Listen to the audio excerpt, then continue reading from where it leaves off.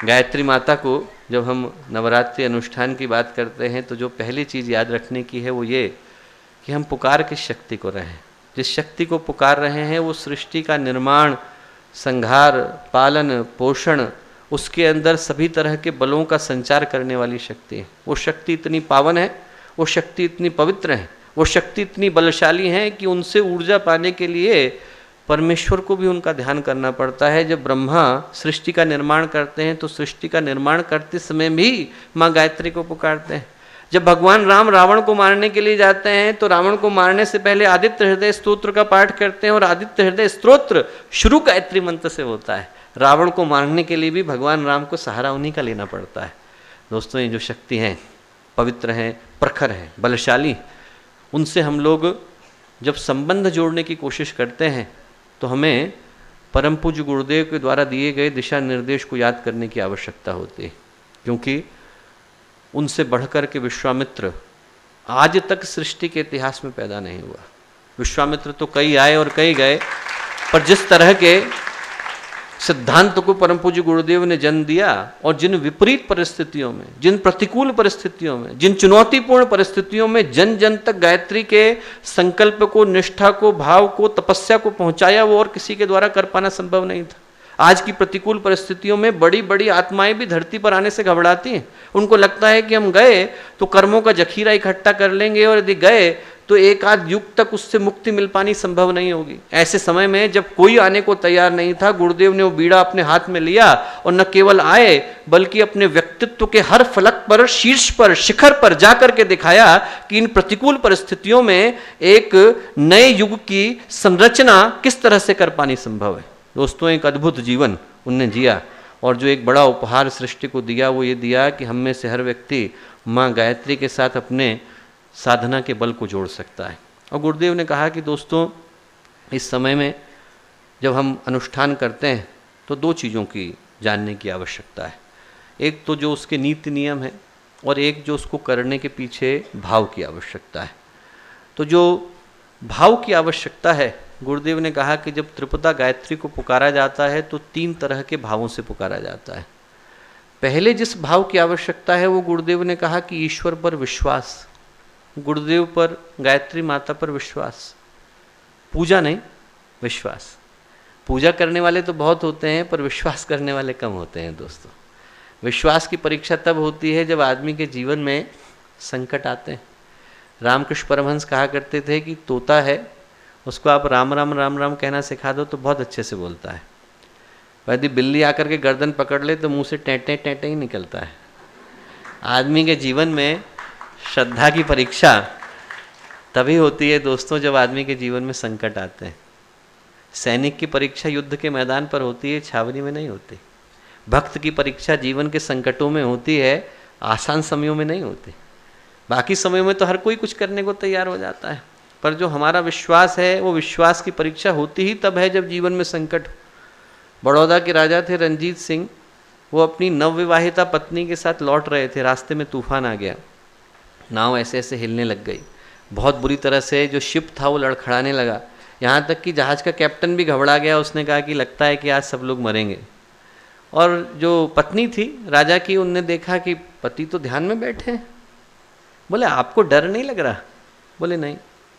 बोले क्यों? तो महाराज ने अपनी तलवार निकाली और पत्नी के गर्दन पर रख दी। तो पत्नी बोली आपको इस समय में मजाक सूझ रहा है? बोले ये बाहर नाव हिल रही है और आपको मजाक सूझ रहा है? बोले आप मेरी गर्दन पे तलवार रख रहे हो। बोले तुम्हें डर नहीं लग रहा? बोले मुझे डर क्यों लगेगा? बोले क्यों? बोले आप मेरे पति हो। तो वो बोले वो मेरा पिता है, मुझे क्यों डर लगेगा? उसके ऊपर भरोसा है। नाव हमारी लड़खड़ाती है दोस्तों, पर ऐसे में पिता के ऊपर विश्वास रखना हमारी जिम्मेवारी बनती है। नाव लड़खड़ाए तो लड़खड़ाए, भगवान ने देखा होगा, गुरु ने देखा होगा, पिता ने देखा होगा, उनको पता होगा कि रास्ता क्या है, हमें नहीं पता। हम लोग जो है इस विश्वास के साथ अपने जीवन की नाव उनके समुंदर में छोड़ते हैं कि उनको तो पता है रास्ता, उनको तो पता है कि जाना किधर है, उनको पता है कि करना क्या है।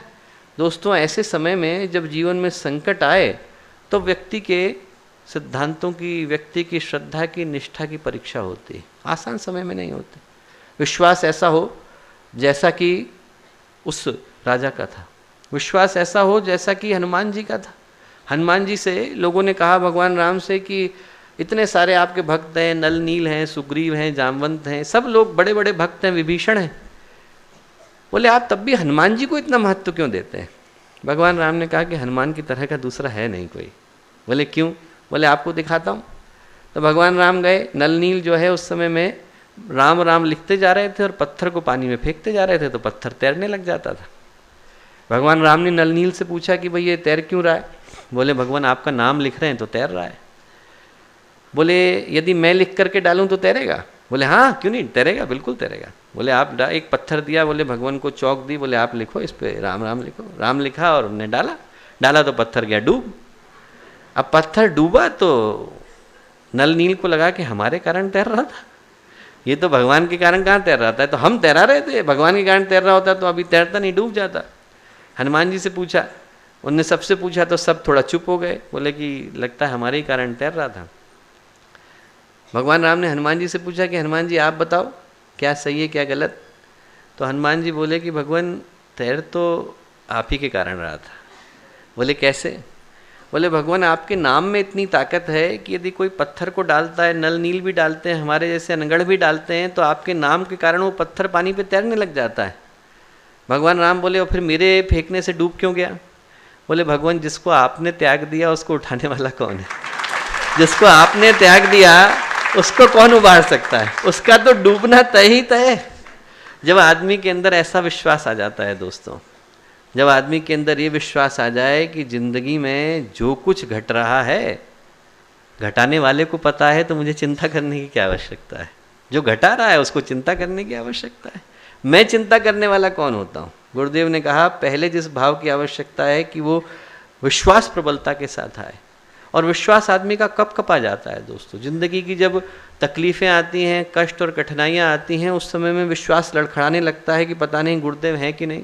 और यदि गुरुदेव हैं कहीं, यदि गायत्री माता कहीं है, यदि वो दिव्य गुरु सत्ता कहीं पर है जिनने हमें खींच करके यहाँ ले करके आए, तो जिम्मेवारी उनकी है कि वो पार लगाएंगे, हमारी नहीं। हमारा काम है कि हम अपने काम को अच्छी तरह से करें और अपने जीवन को उनके हाथों में उस तरह से सौंप दें जैसे बिल्ली का बच्चा सौंपता है। रामकृष्ण परमहंस कहते थे कि दो तरह के बच्चे होते हैं, बंदर का होता है और बिल्ली का होता है। बोले बंदर का बच्चा अपनी माँ को छोड़ता नहीं, चिपका रहता है, और बिल्ली का बच्चा कुछ नहीं करता, म्याऊं म्याऊं करता है, माँ जहाँ होगी आके ढूंढी लेगी। हम लोग भी जब गायत्री मंत्र कर रहे हैं दोस्तों तो म्याऊं म्याऊं ही तो कर रहे हैं।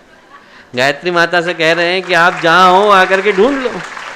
हमको नहीं पता कि जाना कहाँ है, आप कौन से लोक में बैठे हैं, आप कौन सी जगह पर बैठे हैं, हमें किसी ने एड्रेस दिया नहीं है, जीपीएस में फीड नहीं है कि आपको गायत्री माता के पास ऐसे पहुंचना है, गुरुदेव के पास हम पहुंच नहीं सकते।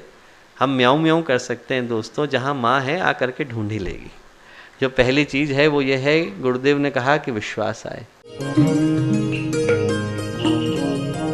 हमारे YouTube चैनल को सब्सक्राइब करें और बेल आइकन को दबाएं ताकि आपको नोटिफिकेशंस मिलते रहें।